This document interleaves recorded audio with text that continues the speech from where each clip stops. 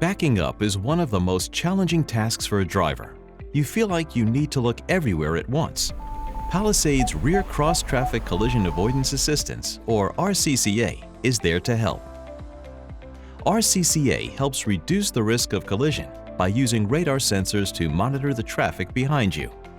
If a vehicle is detected approaching from the left or right, RCCA will alert you and apply the brakes if appropriate. But it only works when activated. Make sure that the ignition is on. For models with the digital display, press the Setup button on the dash. Now go to the touchscreen and select Vehicle. Then Driver Assistance.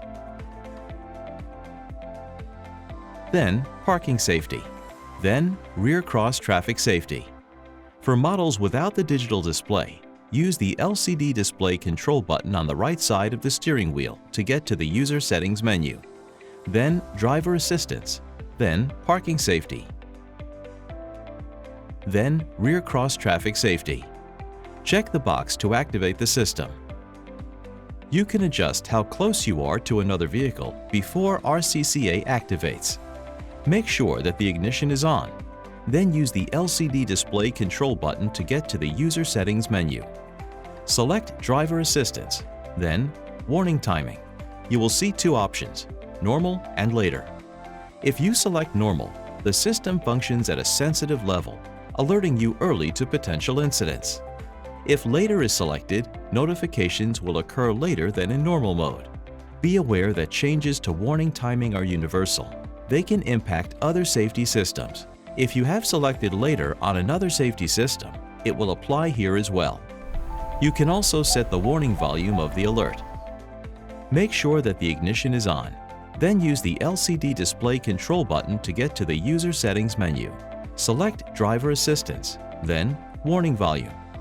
You will see four options: High, Medium, Low, and Off. Choose the volume you wish to use for the warning.